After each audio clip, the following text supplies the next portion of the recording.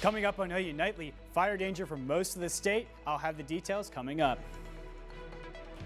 And getting into the academy, what it takes to earn a Norman police badge. Plus, a lawsuit filed after the McDonald's E. coli outbreak gets linked to at least one death.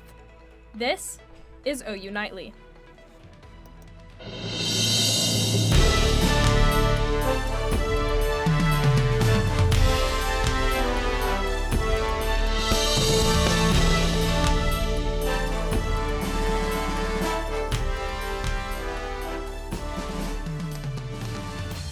Thanks for watching OU Nightly. I'm Abigail Franklin. And I'm Brooke Griggs. We begin tonight with record-breaking temperatures across the state. It's the end of October, but it feels like summer. So let's go ahead and get right over to OU Nightly meteorologist Scotty Allen. Scotty, how long is this warm stretch going to last us? Yeah, that's right. With these record-breaking temperatures, gusty winds, and the drought that we've been increasing, we have a fire danger. And the National Weather Service here in Norman has issued a red flag warning from Elk City all the way up to Tulsa that expires tonight at 10 p.m. Now, how can you mitigate these risks? OU Nightly's John Hornak has spoken with the Oklahoma Forestry Department. John, what can you tell us?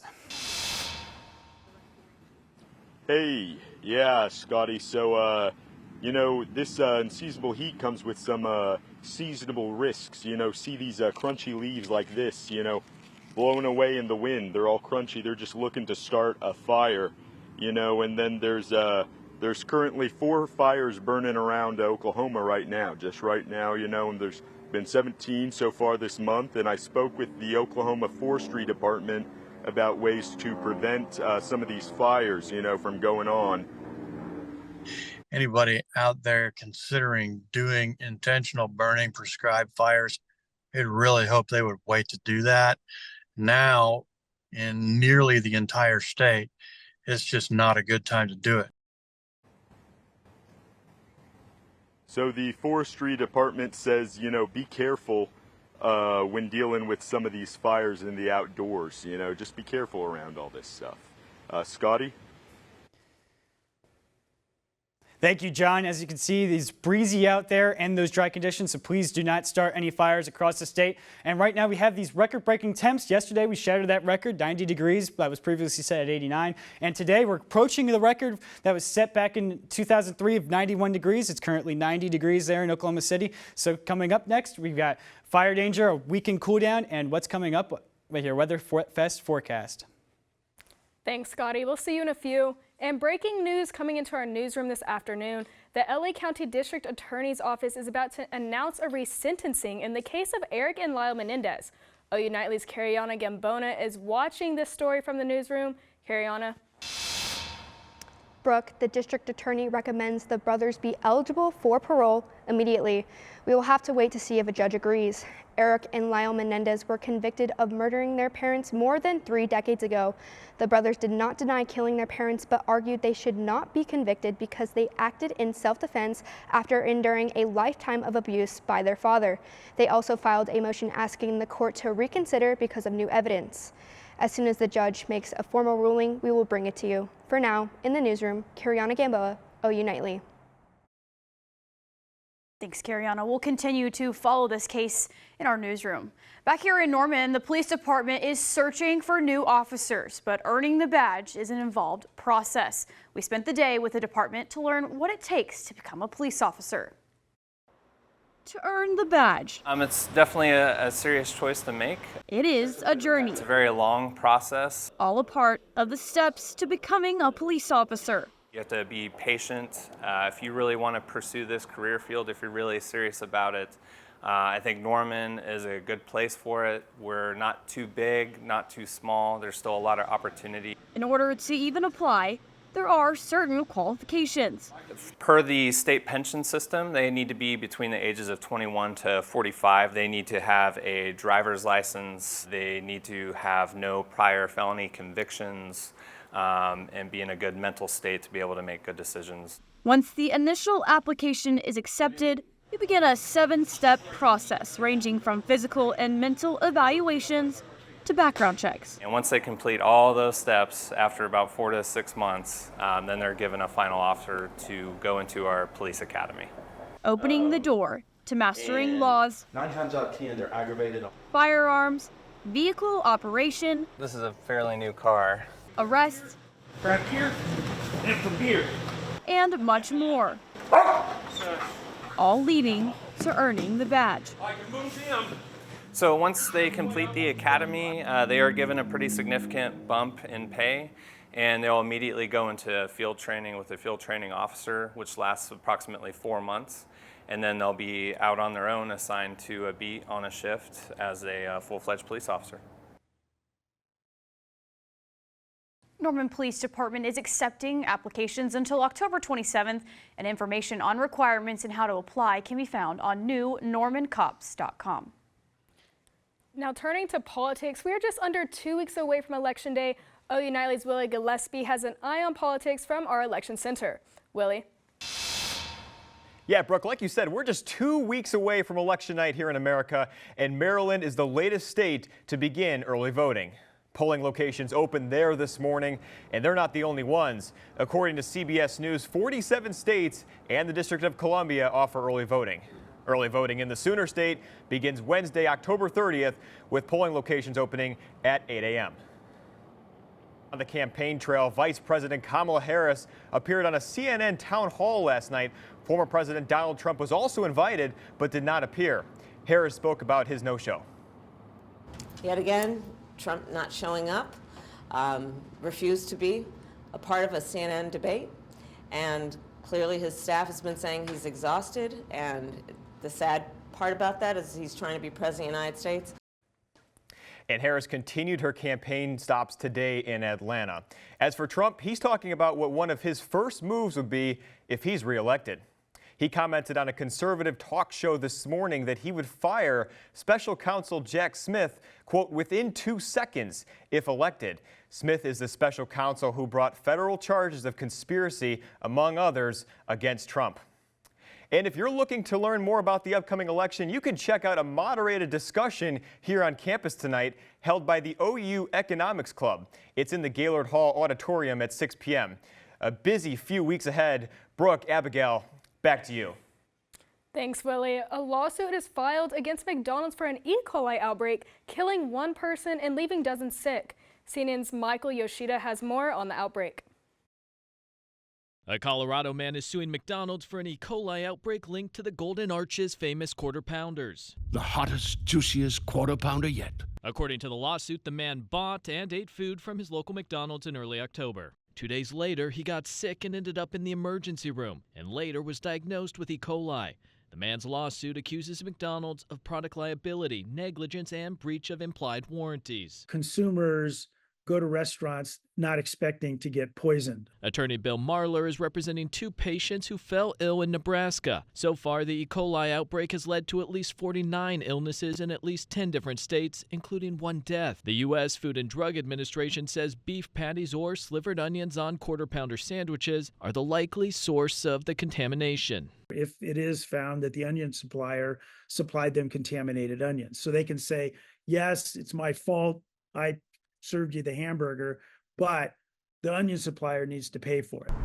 Sorry, we don't have the Quarter Pounders at the moment. McDonald's has not responded to a request for comment about the lawsuit, but it has taken Quarter Pounders off the menu in about a fifth of its stores. The fast food icon has also stopped using the onions and quarter pound beef patties in several states as the investigation continues. I hope these steps demonstrate McDonald's commitment to food safety. In Washington, I'm Michael Yoshida reporting. The Oklahoma State Department of Health says there are currently no cases reported across the state. We'll still ahead on OU Nightly, 2 confirmed cases of bird flu. How the CDC is tracking the infection. Plus knowing the signs. What a new study suggests you should look for with concussions when we return.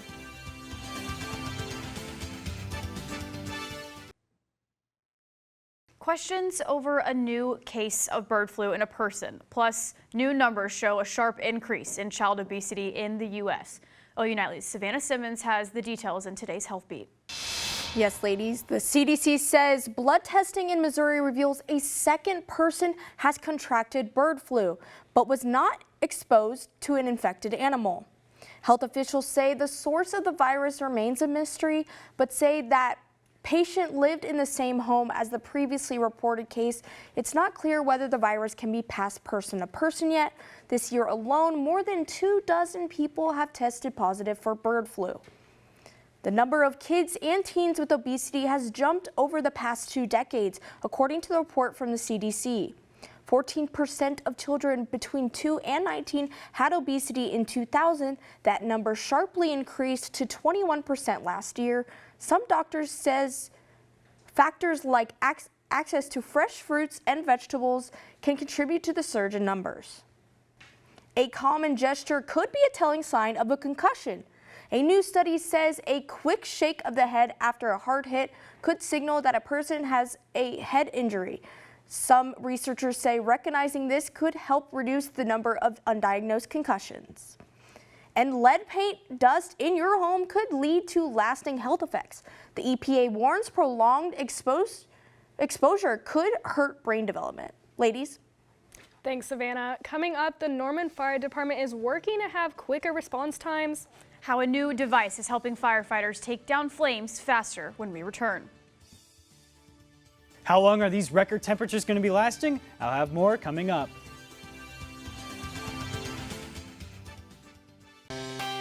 Welcome back to OU Nightly. Right now we have a fire danger outlook issued by the Storm Prediction Center right here in Norman. And with this fire danger outlook, that means do not be burning. We have risk of wildfires. Right now we have a red flag warning from Elk City all the way up to Tulsa. That means that there's really prevalent conditions for wildfires being initiated because of these dry conditions and also because of these wind gusts that we're having because of this cold front coming through and right now we have almost 40-mile-per-hour winds up there in northwestern Oklahoma. The winds are really cranking, 30 miles per hour here in Norman. And with these winds, right now we have possibly relief. It's a beautiful sunny day right here in Norman. Right now current temperatures are 89 degrees, really close to that record high that was set back in 2003. Right now feels like 86. Dew points are dry, 52 degrees. And then as we look here with our current temperatures across the state, all near record highs for this time of year, all around 90 degrees. It's feeling like summer when it's supposed to be feeling like fall as we're almost near Halloween. And right now with the drought monitor, the Norman bubble has now closed as we now are under a drought here in Norman because of the new rain relief that we've had. And there's a lot of extreme drought, especially here in Norman, or there in Lawton. And really high risk of drought with this dry conditions. Now with this cold front that's going to be coming through, it's not bringing rain, but will bring some relief tomorrow with set temperatures in the 70s, still above average for this time of year, but much more relief with those 90s that we've been seeing. Now for Saturday, we're looking forward to the National Weather Festival. So if you're not going out to the game in Mississippi to watch your Sooners play, the Ole Miss Rebels, come out and come to the National Weather Center here on campus and see me as a weather superhero as I was last year right here. That's me, weather superhero, and me and my weather friends will be weather superheroing it up and talking about how to be safe from weather. So make sure to come out to the National Weather Festival. It's going to be 54 degrees at 8 a.m. and it's going to be going up to the 70s, so it's going to be feeling pretty nice on Saturday. So make sure to come out and instead of going and supporting the Sooners for football, come and enjoy the weather. And for our 7-day forecast, we're going to be having that relief for this weekend, but it's going to be warming back up for the end of the week. So really much better to be looking forward to this weather festival on Saturday. Yeah, absolutely. It's at the Weather Center, is it not? Right down the street? Right here down the street, down on Jenkins. So go from the stadium down south to the National Weather Center. And I know you said you had a weather costume. What was that costume? So, I can't really see. I'm going to be Captain Cumulus. So I'll be talking about how clouds form and all of that. And we got a whole bunch of other weather superheroes with talking about lightning risks and all sorts of other weather hazards. All right, that's great. Thanks, Scotty. So while the Norman Fire Department hopes to create a faster fire response and less property damage with the new program, the Knox box is a tamper-proof box mounted to buildings containing the keys to the property. Only Norman Fire Departments can unlock the boxes using equipment that requires a passcode and electronic key to open. All Norman fire trucks are equipped with the system. Aaron Easter with the department says commercial buildings in Norman are required to have the system. We are hoping that every existing building or business in Norman will jump on board here and add this system to help us make entry in emergency situations. Easter says the first buildings being constructed with this system should open in the next few months. The Knox box is available for residential use as well. And the Thunder opens their 2024 NBA season tonight against the Denver Nuggets. Barbara, you're here in studio. What can you tell us? What are our fans going to be looking forward to the most? It'll probably be a certain someone the Thunder is competing against. But speaking of a certain someone, are my eyes deceiving me right now? Is that Drake Stoops? I'll introduce you to the latest Sooner standout receiver next in sports.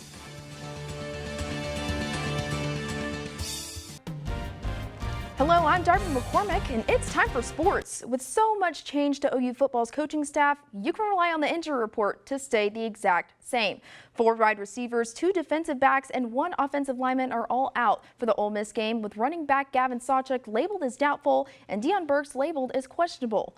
All the wide receivers out has allowed players like Jacob Jordan to step up and compete for the Sooners.